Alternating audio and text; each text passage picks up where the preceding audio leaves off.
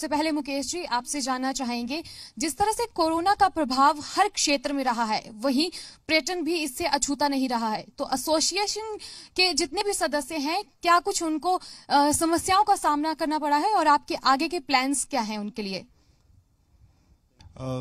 Thank you. सबसे पहले आपका जी मीडिया का थैंक यू कि इस तरह का फर्स्ट कॉन्क्लेव जो है वो हिमाचल में हो रहा है। हिमाचल में इन द सेंस मनाली में हो रहा है। और दूसरी बात ये है कि जो आपने मैं आपके थ्रू ही मैं पूरे हिमाचल और आउटसाइड हिमाचल पूरे इंडिया और पूरे वर्ल्ड के टूरिस्ट को इनवाइट करना चाहता हूं कि वो मनाली आएं। We are ready for you. आइए, और हम आपके वेलकम के लिए रेडी हैं यहाँ पर। सारे मतलब Himachal has been the first one to get vaccinated first dose, और सेकंड डोज भी जल्दी ही वैक्सीनेट होने वाली है। और सेकंडली आपने कहा जो प्रॉब्लम्स है हमारी, प्रॉब्लम्स क्या है हमारी? प्रॉब्लम्स टूरिज्म सेक्टर में कोविड के बाद बहुत ज्यादा प्रॉब्लम्स आई हुई है। प्रॉब्लम्स इन द सेंस ये है कि टूरिज्म के सेक्टर में कनेक्टिविटी एक सबसे बड़ा इशू होता है। कनेक्टिविटी के लिए हमारे पास जो एयरपोर्ट है, एयरपोर्ट सबसे ज्यादा इंपॉर्टेंट रोल प्ले करेगा। एक चीप एयरपोर्ट जिसमें कि आपकी सस्ती फ्लाइट्स आए, तो उसमें सस्ती फ्लाइट्स में जो है इश्यूज क्या है कि डेकेड से यहाँ पर भुंतर पे एक एयरपोर्ट बना हुआ है। भुंतर पे जो एयरपोर्ट बना हुआ है उसकी कैरिंग कैपेसिटी जो है मतलब कि जो एयरपोर्ट की बहुत कम है। तो उसमें हम चाहते हैं कि मतलब कि फ्लाइट्स रेगुलर आए, जो कि अभी नहीं आ रही है। कुछ मतलब कि डेकेड्स पहले रेगुलर फ्लाइट्स आती थी और चीप फ्लाइट्स आती थी। आज की डेट में ये हो गया कि यहाँ पर रेगुलर फ्लाइट्स भी नहीं है, ना ही चीप फ्लाइट्स हैं। सबसे बड़ा मुद्दा तो यही है, जब एक टूरिज्म डेस्टिनेशन को अच्छे टूरिस्टों से कनेक्ट करना है और आपके इतने होटल्स को केटर करना है, तो you need a proper connectivity.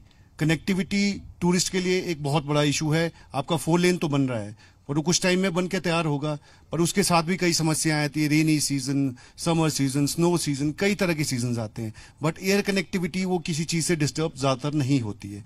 तो सबसे बड़ी मांग तो हमारी एयरपोर्ट में रेगुलर फ्लाइट्स और चीप फ्लाइट्स की है, जिस तरह से धर्मशाला मिलती है। मेरा सरकार से अनुरोध रहेगा कि उसमें उड़ान स्कीम के अंदर सारे मतलब कि हमारे एयरफेयर्स और जो एयरपोर्ट है जितने भी आते हैं उनको डालिए उसमें, और सस्ती फ्लाइट्स शुरू कीजिए यहाँ के। एक मनाली को ही छोड़ा हुआ है। मुकेश जी, आपकी बातचीत आपके साथ हम चर्चा आगे बढ़ाएंगे। इसी बीच हमारे साथ जुड़ चुके हैं, इस वक्त यहाँ पर पहुंच चुके हैं कार्यक्रम में कैबिनेट मिनिस्टर रामलाल मार्कंडे जी। सर, आपका बहुत बहुत स्वागत करते हैं आप।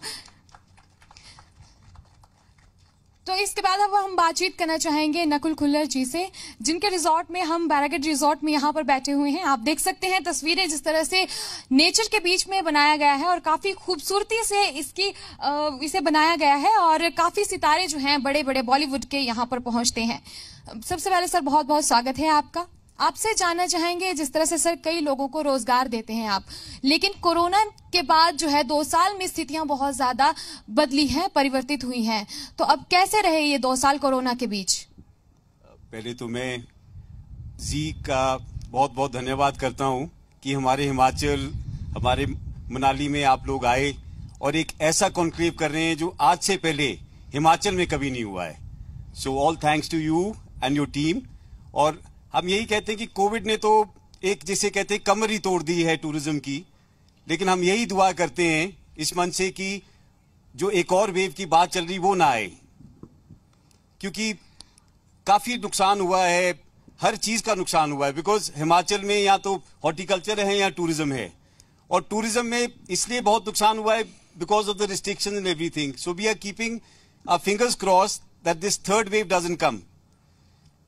तो अब जिस तरह से स्थितियां नियंत्रित हो रही हैं, तो क्या कुछ सुविधाएं आप, जिस तरह से कोविड के समय देखा गया है बहुत ज्यादा प्रिकॉशंस जो हैं, पर्यटक भी चाहता है कि उस जहां पर वो स्टे कर रहे हैं वहां पर हो, तो क्या कुछ हॉस्पिटैलिटी के लिए आपने नई योजनाएं बनाई हैं? हमने ऐसा है जी, एक तो मास्क मैंडेटरी हैं और सैनिटाइजर्स, हैंड सैनिटाइजर्स मैंडेटरी हैं, और हम सैनिटाइज करते हैं पहले रूम से, और भी check the temperatures and we check the reports also कि भी कोविड तो नहीं है, नेगेटिव रिपोर्ट्स जैसे हैं। So everything we have to be very careful, because this is one thing that is very risky for each and every person जी।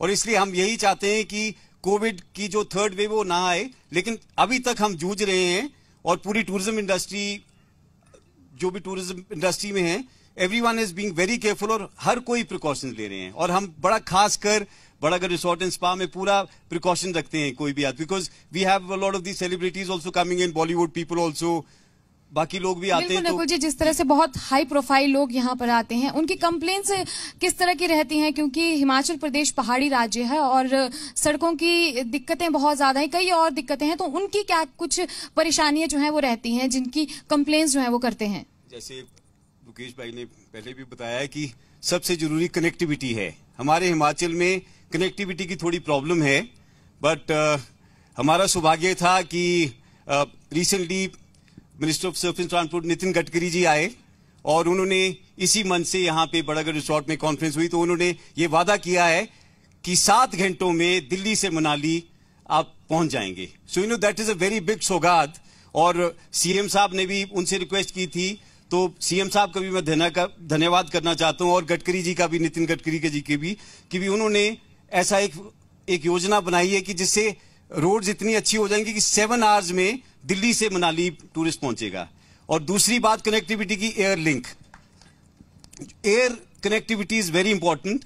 और हमारा फिर से सौभाग्य था, general V K Singh ji, who is the honourable state minister for civil aviation also, he was here a few days back, तो उनसे भी काफी अच्छी चर्चा हुई।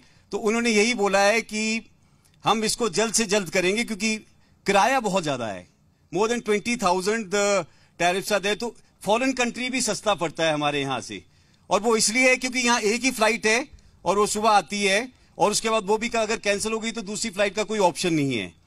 एयर स्ट्रिप बढ़ाने की उन्होंने बात की, लेकिन उन्होंने कहा कि इससे पहले जो हम ऑप्शन आपको देंगे वो 42 सीटर्स जो एयरक्राफ्ट हैं, right now we have a 72 seater aircraft, तो उसमें क्या है कि लोड पूरा नहीं जा पाता because the runway is not very big.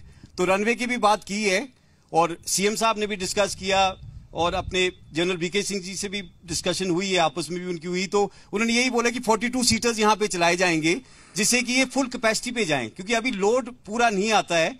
Load 72 seaters में सिर्फ 18 लोग या 20 लोग लेके जाते हैं, उससे किराया बहुत ज्यादा। और 3-4 अगर फ्लाइट्स होंगी, जैसे बाकी जगह में 4 फ्लाइट्स होंगी, तो ऑब्वियसली वो किराए में भी फर्क पड़ेगा और वो किराया भी नीचे आ जाएगा। और अगर किराया नीचे आएगा, हालांकि आप मान नहीं सकते, we have a lot of this Bollywood people coming into the resort and to Manali, and उनको भी पिंच होता है किराया, हालांकि उनके लिए तो। लेकिन क्योंकि फॉरेन कंट्रीज में भी हमारे यहाँ का जो फेयर है अपना एयरवेज का, तो दैट इज चीपर देन आप कुल्लू मनाली। जी बिल्कुल। मुकेश जी, आपसे जानना चाहेंगे, जिस तरह से कोरोना के कारण कई होटल्स बंद हुए हैं, कई लोग बेरोजगार हुए हैं, तो अब किस तरह से स्थितियों को नियंत्रित किया जाएगा और पटरी पर किस तरह से लाया जाएगा?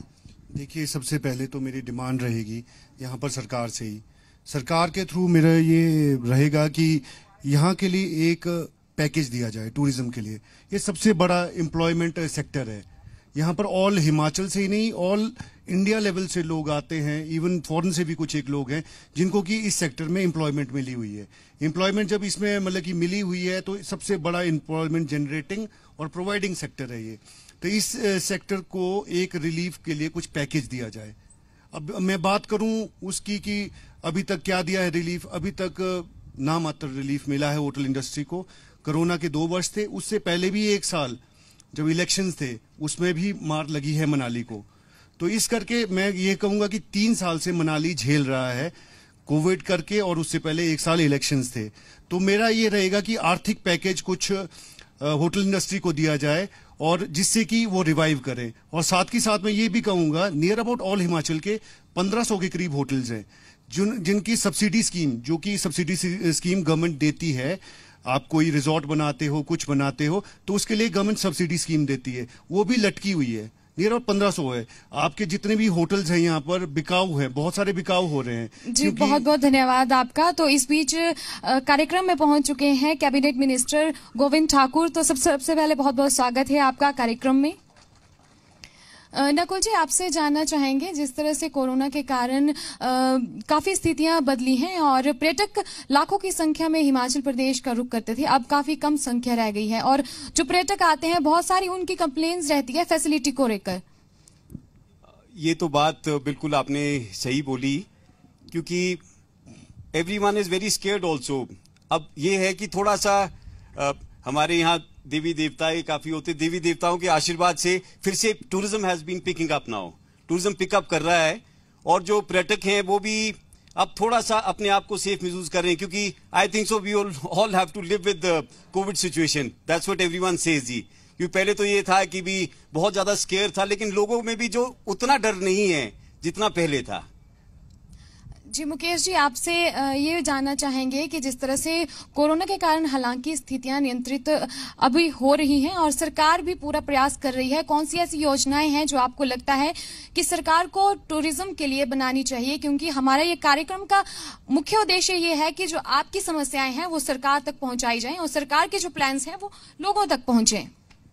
मेरी अभी तक जितनी भी थी ये लगभग डिमांड्स ही थी जो सरकार से मैं कर रहा था, जिसमें कि इंडस्ट्रियल स्कीम के लिए मैं बोल रहा था कि सब्सिडीज रिलीज की जाए, एक फंड रिलीज किया जाए जो कि मतलब कि सरकार होटलियर्स को दे, या मतलब कि कोई भी इस तरह का पैकेज दिया जाए।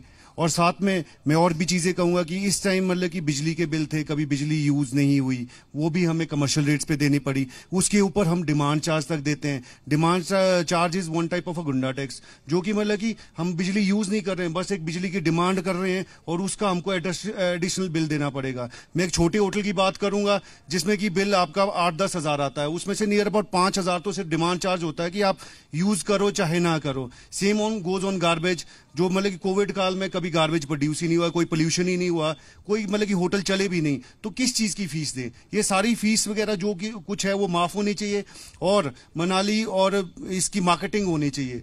मनाली की अभी तक मैं देखा टूरिज्म की कभी मार्केटिंग ही नहीं हुई है कहीं पर। आप लोगों ने भी देखा हुआ, जितने भी ये शो देख रहे हैं, कहीं पर भी आपने मनाली की मार्केटिंग देखी है? पूरे इंडिया लेवल पे आपका उड़ीसा बहुत अच्छी मार्केटिंग कर रहा है। यहाँ पर आए हैं आपके सवालों को सरकार तक पहुंचाने के लिए, आपकी आवाज को उठाने के लिए। जी नकुल जी, आपसे ये जानना चाहेंगे कि जिस तरह से कई समस्याएं हैं, कई परेशानी है, तमाम तरह की परेशानियों का सामना करना पड़ता है और कोरोना ने बहुत ज्यादा स्थितियां जो हैं वो परिवर्तित की हैं। जयराम सरकार की 2 कैबिनेट मिनिस्टर यहाँ पर बैठे हैं, कौन सी ऐसी मांगे हैं जो आप इनके सामने रखना चाहेंगे? पहले तो हम इनका धन्यवाद करते हैं, गोविंद सिंह ठाकुर जी का और रामलाल मार्कंडेय जी की, वो यहाँ हमारे बीच में आए। और मैं इनसे भी गुजारिश करना चाहता हूँ और सीएम साहब भी गुजारिश करना चाहता हूँ, जो सारी चीजें जो पाइपलाइन में, जैसे एयर कनेक्टिविटी है जिसका रेट हमने बोला है कि फेयर्स कम किए जाएं और कुछ फ्लाइट्स ज्यादा चलाई जाएं, एक तो वो ये थोड़ा फॉलो अप करवाएं और इसको जल्दी कराएं। और रोड कनेक्टिविटी, और एक हमारा यहाँ पे लेफ्ट बैंक की भी रोड है जिसको डबल लेन नेशनल हाईवे अभी किया गया है डिक्लेयर, तो वो भी गुजारिश करते हैं सीएम साहब से और गोविंद भाई से, रामलाल भाई से, कि उसको भी जल्द से जल्द कराया जाए, क्योंकि ट्रैफिक बहुत ज्यादा बढ़ता जा रहा है अब। तो ट्रैफिक बढ़ने की वजह से वी नीड ऑल्टरनेट रूट्स, तो this is already been sanctioned the left bank from Ramshila Nagar to Manali, so this will also be a boon for Manali tourism. बिल्कुल, बहुत बहुत धन्यवाद नकुल जी और मुकेश जी हमारे साथ खास बातचीत करने के लिए। जरूर जो भी आपके सवाल हैं, जो भी आपकी मांगे हैं, सरकार तक पहुंचेंगे। 2 मंत्री यहाँ पर बैठे हैं, जरूर पहुंचाएंगे आपकी जो भी मांगे हैं। और क्योंकि आज मुख्यमंत्री जयराम ठाकुर भी यहाँ पर पहुंच रहे हैं और उन तक भी जो भी समस्याएं हैं, आपकी मांगे हैं, उनको जरूर पहुंचाने का प्रयास किया जाएगा। लेकिन थोड़ी सी समय की कमी के कारण आपसे चर्चा जो है यहीं तक करेंगे और आगे के कार्यक्रम को मेरी सहयोगी श्रेया जी शुरू करेंगी। जी, मैं सिर्फ एक जगदीप संधू जी का और उनकी टीम का बहुत बहुत धन्यवाद करता हूं, उनके बीरू जी भी यहाँ हैं। So thanks a lot for organising such a huge show, और हमारी देवभूमि मनाली में वो कर रहे हैं, तो उनका बहुत बहुत धन्यवाद। Thank you ji. Thank you sir, thank you so much.